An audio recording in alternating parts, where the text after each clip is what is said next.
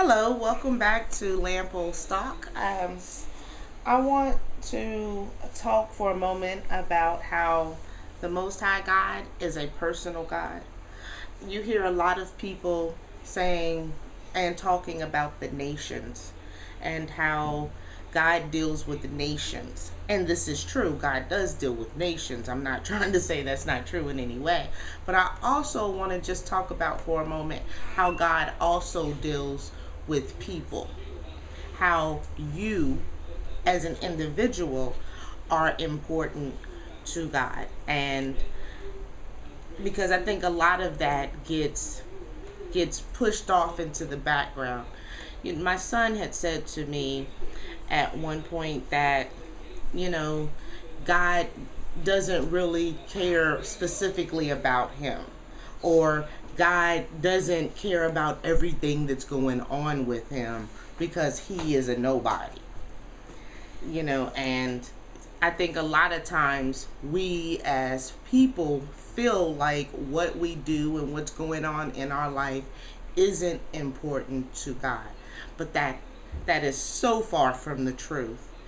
Just because we don't have a book written about us doesn't mean that he is not working in our lives. I don't believe that anything that has ever happened in my life has been without the Most High's direct influence. No, it's guiding hand. It is directly involved in each event. Yes. So I just want to take a moment and read some verses to you in the Bible that kind of proves this point. So the first verse I'm going to read is Matthew 10, and it's verses 29 through 31. And it says, "Are not two sparrows sold for a farthing, and one of them shall not fall on the ground without your Father? But the very hairs of your head are all numbered. Fear ye not, therefore, ye are of more value than many sparrows." So it's saying that even a sparrow, every single one of them, none of them die without the Father being involved in that. So when it comes to you, and he tells you over and over and over again that he cares more about people than he does the other creatures, then how can it be that he doesn't have a hand in everything that's going on with you? The next verse that I wanted to read was Jeremiah 17 and verse 10.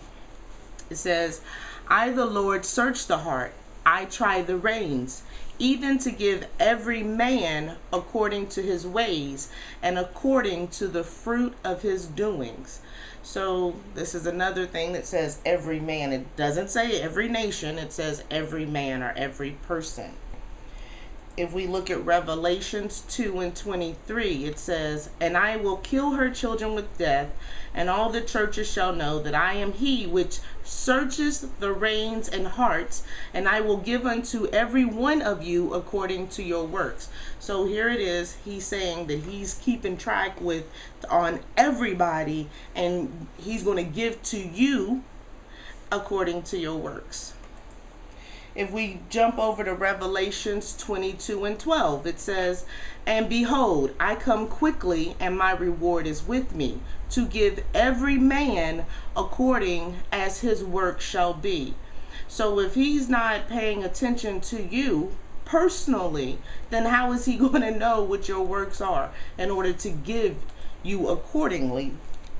If we go to Job 34 and 11, it says, "For the work of a man shall he render unto him, and cause every man to find according to his ways."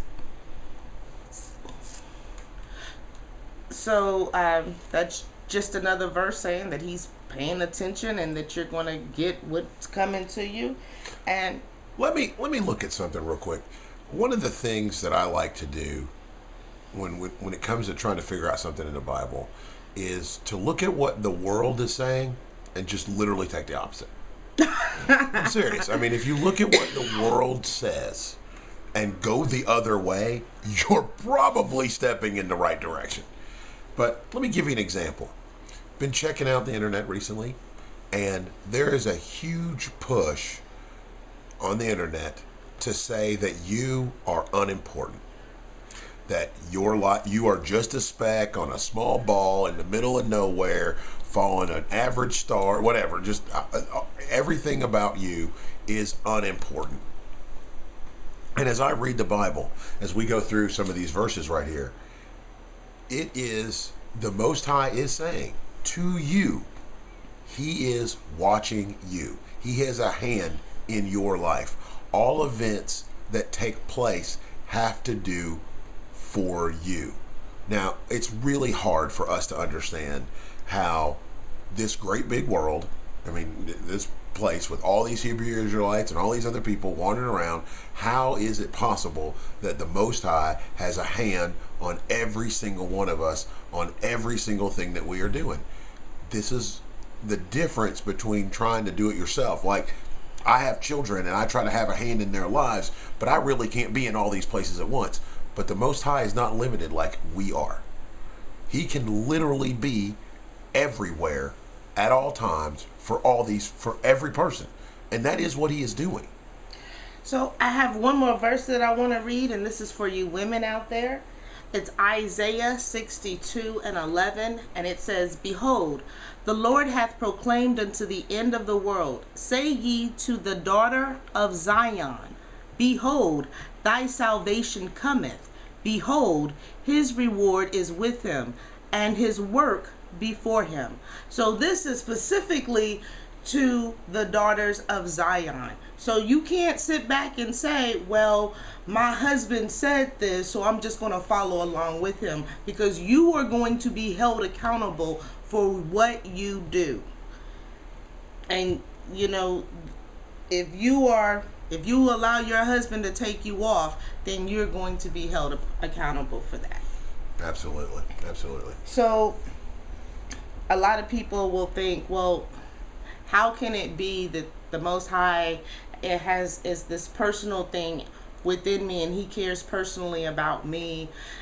And you know, I am the mother of 6, and I love all of my children, and I love them all equally.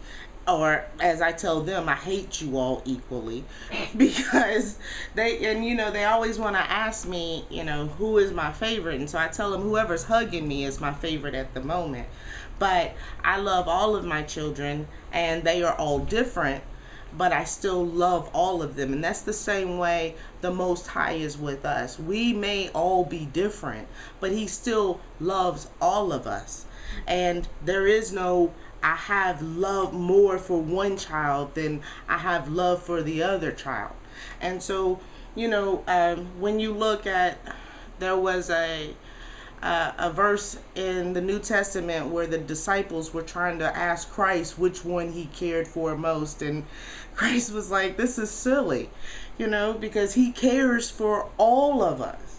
The Most High cares for all of His children. So there's no need for us to be trying to fight or argue or have strife over who do you care for most. Those are silly little games. I can accept that He loves me with all that He is, and He loves you with all that there is, and be okay with that. Absolutely.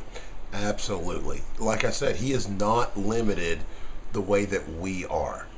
And so we can't, and as the Bible says, we can't imagine the way He views the world from His point of view. We can't imagine this.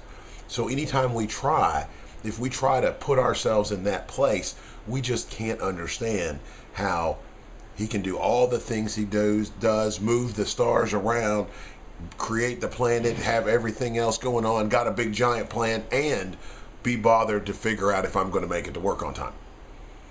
So some people say, well, then how is it that this bad stuff happens to me if the Most High knows the number of hairs on my head, and He has this hand in everything that goes on in my life?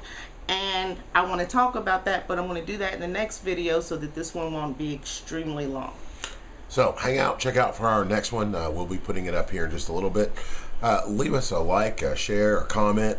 Let us know what you think. You can find us on YouTube, Black Junction. You can find us on any of the other major video services.